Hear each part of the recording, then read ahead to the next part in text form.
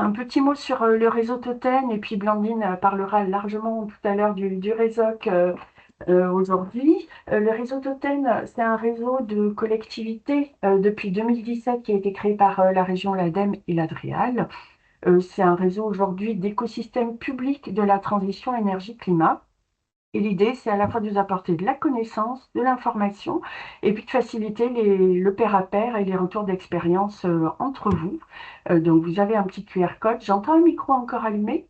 Je ne sais pas à quel endroit, mais sachez que sur la plateforme, on fonctionne avec une plateforme de ressources totem-occitanie.fr où vous pouvez trouver beaucoup de contenu éditorial, alors du contenu dédié aux collectivités sur les sujets de la transition de l'énergie et du climat. Beaucoup de retours d'expérience avec notamment le sujet adaptation au changement climatique qu'on a beaucoup abondé depuis cet été. Une rubrique sur l'aide au financement pour rechercher et vous faciliter l'exercice.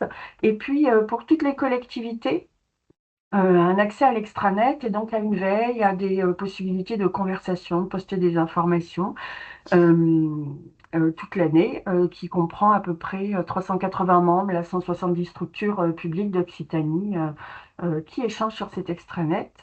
On a aussi une feuille de route animation, on se retrouve en présentiel 2 fois dans l'année, une fois réellement en présentiel toute la journée et l'autre fois en hybride pour limiter les déplacements. Des webinaires techniques, donc ce webinaire s'inscrit dans ce programme, et puis de temps d'échanges en plus petits comités qu'on appelle des 12-13 ou des GT, par exemple, un GT PCAET qu'on anime avec l'Adrienne en ce moment.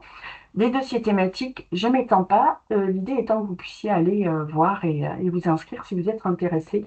Pas de délibération, il vous suffit de remplir le formulaire pour dire je veux recevoir les informations et contribuer. Et vous êtes membre.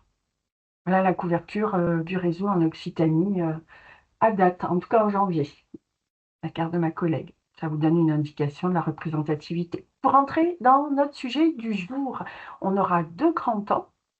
On aura un temps d'apport de connaissances et Blandine, hein, tu es le socle de ce temps-là, mais on aura aussi Perrine de l'ADEME qui viendra aussi nous éclairer sur la contribution de l'ADEME et le soutien à ce sujet-là.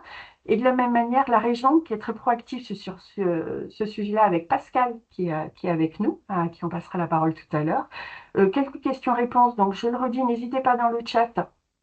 On prendra vos questions-réponses en fin de séquence. Et puis, une deuxième séquence où vous êtes très avide en général de ces parties-là aussi, bah, de partage d'expériences de collectivité sur le sujet. Donc, on remercie Christine du Grand Narbonne qui viendra partager comment elle a pu déployer la fresque des achats responsables auprès des agents communautaires et des communes membres.